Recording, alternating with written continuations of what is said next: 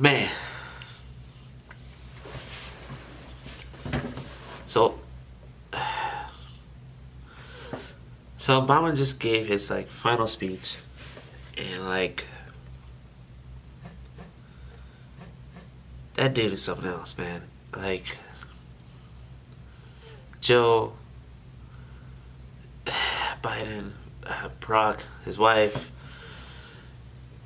You can say whatever you want to say, and I know there's not every president is great, and not everything Obama did during his presidency was like crystal clean, crystal clean, rainbow skittles and sunshine. Like that's just not the world. If you believe that, then you are, excuse me, you're an idiot. I'm sorry to tell you that. But this dude.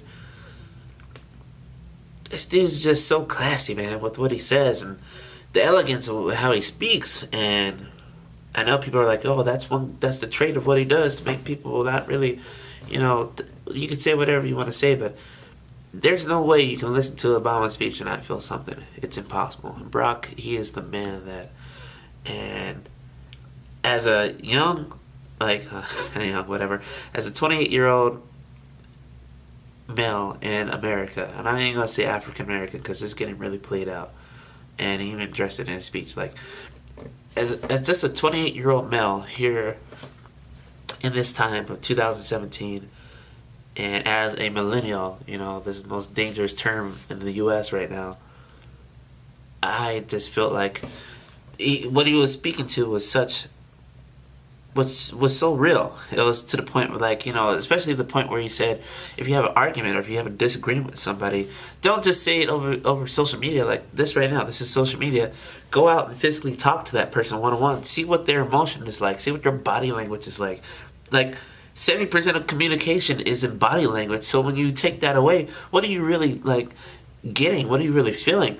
There's like studies that prove that when a person enters into a room with another person, there's some type of change within the human body.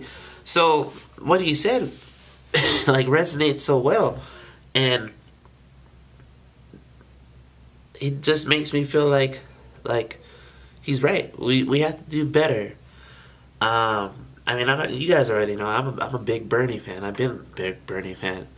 And then when the election happened, I voted for Jill Stein because I couldn't force myself to vote for Hillary because I just couldn't believe the lies. And the Donald, man, he won. That's what it is. That is reality. If you're living in a false sense that somehow there's some other loophole that may happen to get him unelected, it's not going to happen. But, he may be the president of the United States, right? But the real thing and the real substance of what Obama said was that we are still the people and that we still have the power and that we have to self-govern ourselves. And that is one aspect that I feel that America, even though it teaches you, it doesn't teach you. And I think they don't teach you this on purpose. That's why there's not a political class in high school or in middle school. Not because students wouldn't care about it, but if you teach it and then people grow up with it and people know their rights and then people understand, there's always going to be there's going to be different opinions, but you have to listen to the different opinions to understand the truth of what's being said so you can try to figure out a common goal. Then that is the power of which America was founded on. And just as a veteran, as someone who's seen the world, as someone who's lived in way too many states and who travels all the time, I think it was the most refreshing thing that he said for me, and I'm gonna go ahead and go into the black whatever aspect of it. For the most refreshing thing that he said was, as an African American male, to take myself out of my African American male mind thought, put myself into the middle-aged white man who's looking at me and judging me and figure out what he's thinking. Because I feel too often we're so caught up in our feels, as we like to call them, that we don't sit there and actually think man, what is this person thinking? Why are they judging me like this? And it's weird because in our generation we're oh, don't judge us, blah blah blah, and we kind of shooting ourselves in the foot because we're don't put no boundaries on us, don't say we can't do anything. And when we live like that, and this is gonna ride a very thin line with people, and people can take it wherever they want. But when you do that to people, and when you live in that way, you're taking away from the human element of things, right? People aren't always going to agree with you. People aren't always going to like what you do. But when you can, like, I don't get how people can preach, like, understand where I'm coming from, but then, like, we're going to say it right now. So, someone who's transgender, someone who's gay, whatever, right? Versus someone who's Christian. And then they're like, the transgender population, or Christian population, I should say, or the lesbian population, or whatever, they're like, hey, don't judge me. I know your religion says this, and da-da-da-da. But if they took themselves out of it, like, you know, their feels for a second, they're like, oh, but that's how the religion is. Okay, then that's how the religion is. I can understand where you're coming from. Just, you know, I would appreciate this. Instead of being like, you have no right to say this, that your religion is false, blah, blah, blah. And vice versa for the Christian, or the Catholic, or whatever. Like, hey, you know, my Bible says you're horrible, and that you're an abomination. And that's what I believe. And instead of just taking them out of themselves for a minute and thinking like, man, maybe that is what their definition of love. Like, it doesn't bother me. It's not my life. But I can sympathize with you. And I feel like there's the New Age church nowadays is understanding like, hey, look, I don't have to love, and this is going to go really deep, whatever, but I don't have to love the sin that you do.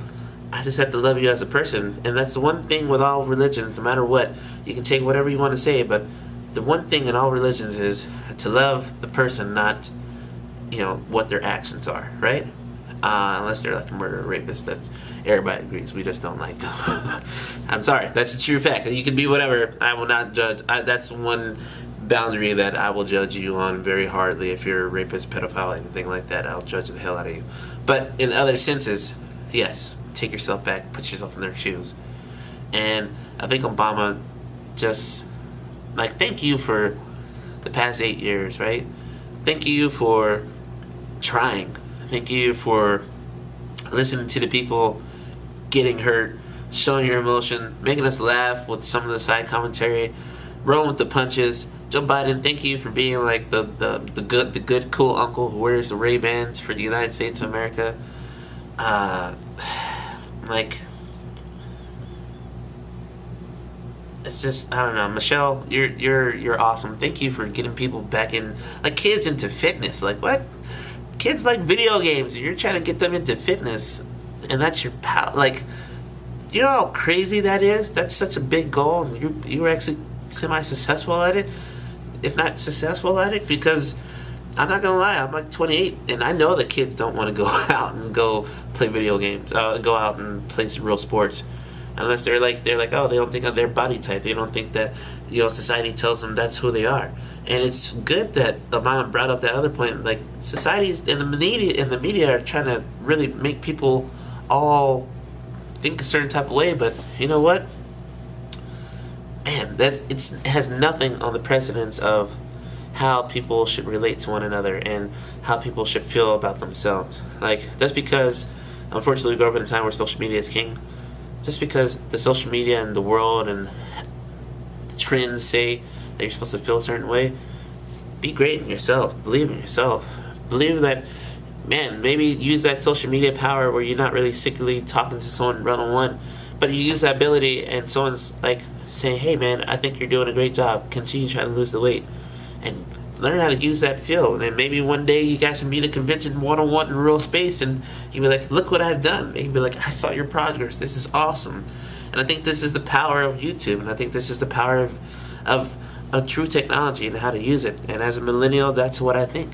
You know, we all, as most millennials, and we're the sin of the earth apparently, we just want to see the world change in a way that we've grown up. We don't understand why you hate somebody because they're black, or you don't understand why you hate somebody because they listen to religion. And we know your religion doesn't go hand in hand, but if it's not physically affecting your life, why does it bother you? And I think that's the inner workings of a very small scale of what Obama addressed tonight. And I think that's like the beauty of him as a person, and he'll forever be my president. I hope one day to be up on his level. But yeah, that's Bree's brand about President Obama. I love you. I miss you. You're great job. Hope to meet you one day. Have a good night.